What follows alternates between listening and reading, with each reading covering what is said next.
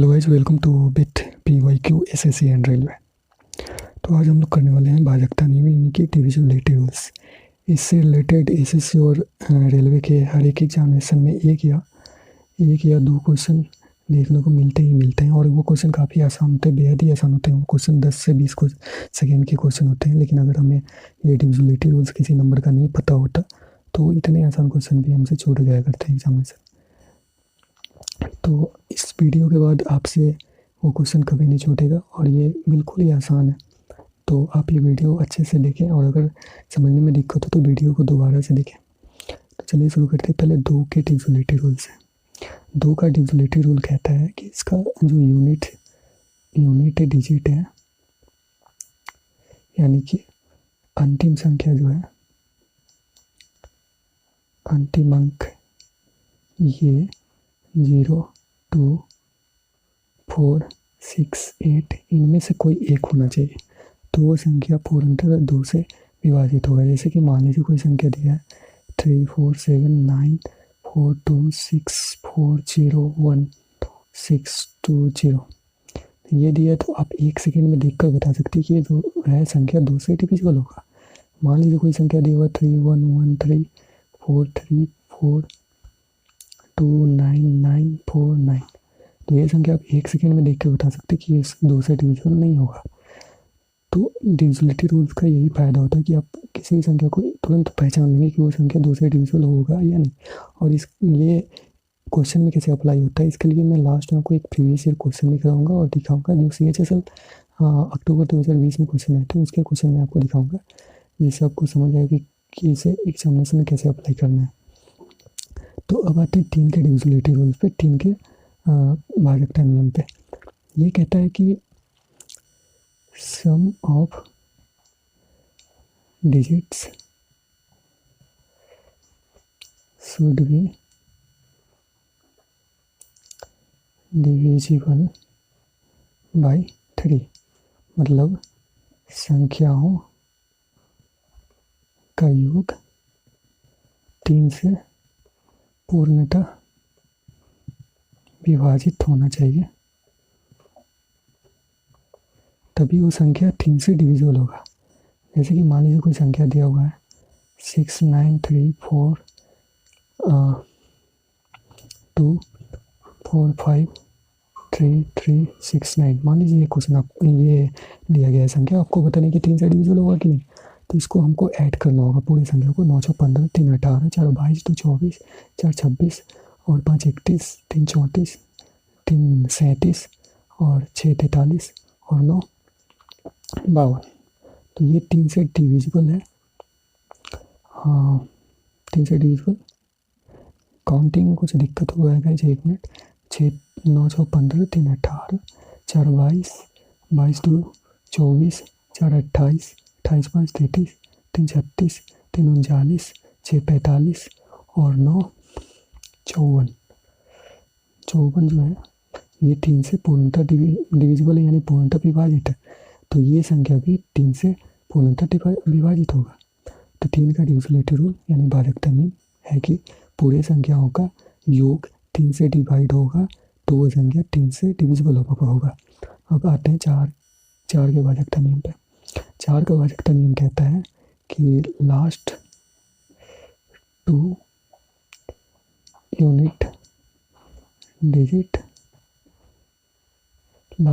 Digit should be divisible bye 4। मतलब अंतिम 2 संख्या 4 से विभाजित होना चाहिए, तो वो संख्या 4 से डिविजिबल होगा। जैसे कि कोई संख्या दी हुआ है 3, 3, 3, 3, 3, 4, 2, 4, 2, 4, 6, 2, 4। तो ये आपको बताना है कि 4 से डिविजिबल होगा कि नहीं। आप 2 सेकेंड में बता देंगे। लास्ट का 2 डिजिट 24 4 से डिविजिबल हो तो ये संख्या भी 4 से डिविजिबल होगा। तो 4 से डिविजिबिलिटी रूल कहता है कि लास्ट का अंतिम 2 संख्या 4 से डिविजिबल होगा, 4 से विभाजित होगा, तो वो पूरा संख्या भी 4 से विभाजित होगा। 5 के डिविजिबिलिटी रूल पे आते हैं। 5 का डिविजिबिलिटी रूल सबसे आसान होता है। इसमें आपको बस अंतिम संख्या जो है अंतिम संख्या यानी कि यूनिट डिजिट, ये अगर 0 या 5 इनमें से कोई भी है तो वो संख्या 5 से पूर्णतः विभाजित होगा। 6 का क्या होता है? 6 का डिविजिबिलिटी रूल कहता है कि वो संख्या 2 एंड 3 से विभाजित होना चाहिए।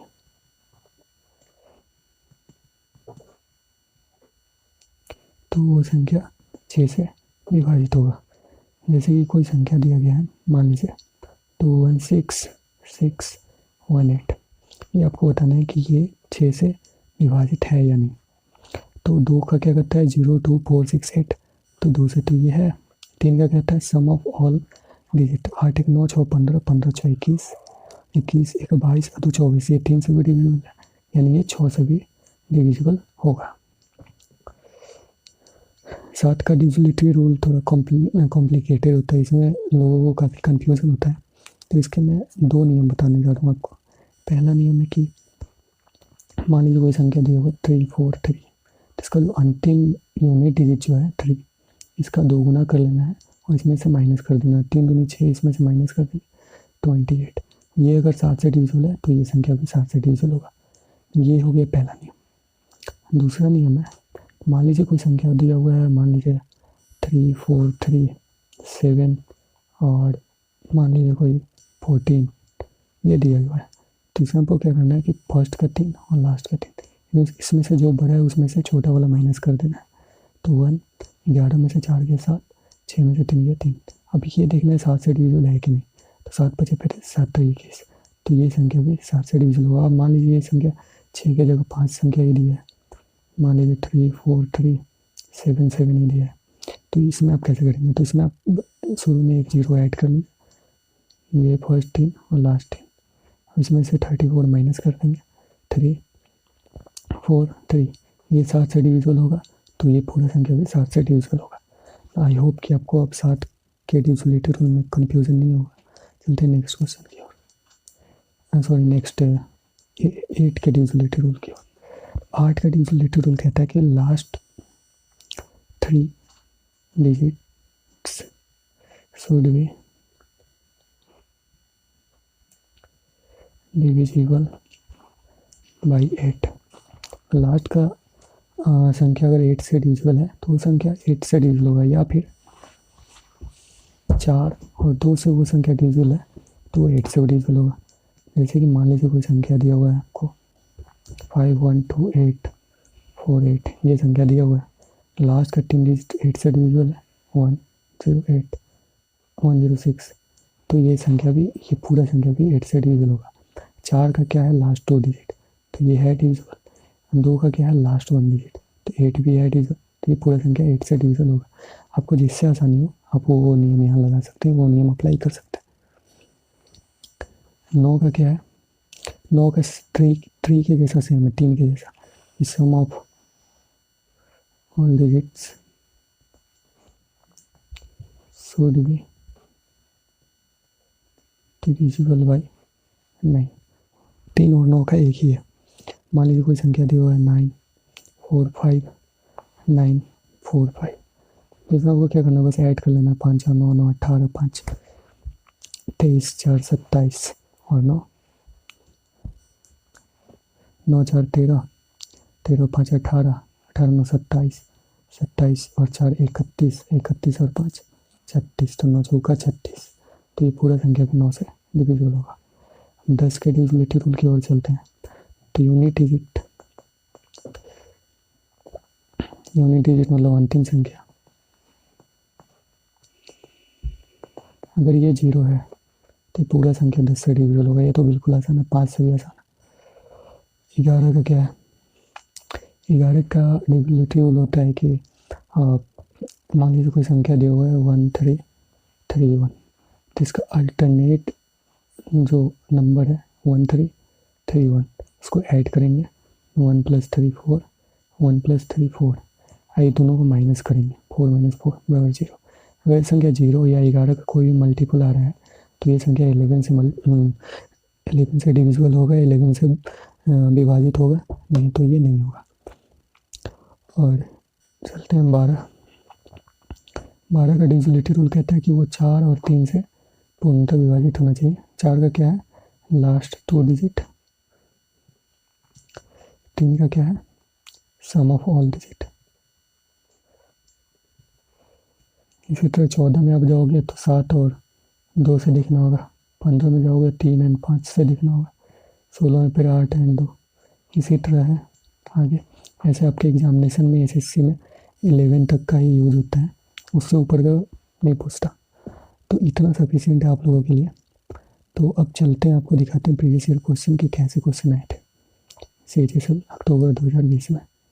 ये यूनिट डिजिट पे इसमें बोला है कि यदि 4M 3 7 0 9 4 2 6 7 N 8 और 11 दोनों से विभाज्य है, जहाँ M और N एकल अंक पूर्णांक है, मतलब एकल अंक पूर्णांक है, तो M और N का वैल्यू बताना है आपको। तो 8 और 11 से है। 11 का क्या होता है, अल्टरनेट। 8 का क्या होता है कि लास्ट का 3 डिजिट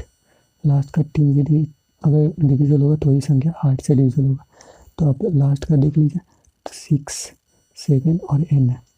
8 से डिवाइड करोगे आप तो 8 8 जा, यहाँ पे 3 आ जाएगा। अब यहाँ N पे क्या रखेंगे कि ये 8 से डिविजल होगा, 8 चौका 32, यानी N तो 2 आ जाएगा। अगर मान लीजिए आपका N 2 आ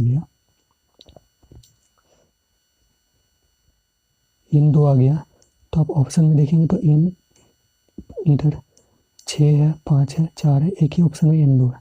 बस इसी से आपका आंसर आ गया। अगर मान लीजिए N आपको 2 जगह 2 मिल जाता, तो फिर आप N यहाँ पे 2 पुट करके उसके बाद सारे अल्टरनेट ऐसे कर करके फिर 11 का निकालना पड़ता, लेकिन इसमें 8 से ही काम चल गया। तो ऐसे ऐसे क्वेश्चन आपको देखने को मिलते हैं। हर एक एग्जामिनेशन में 1 या 2 क्वेश्चन इससे होते हैं। तो ये यूजफुल है। आप लोग एक बार वीडियो देख लेना, अगर समझ आ गया है तो ठीक है। और चलो यार, वीडियो लाइक कर देना, चैनल सब्सक्राइब कर लेना, दोस्तों में शेयर कर देना जिन्हें भी ये डिविजिबिलिटी रूल्स में कन्फ्यूजन होती है या ऐसे क्वेश्चन में, इस टाइप के क्वेश्चन में कन्फ्यूजन होती है। Thank you.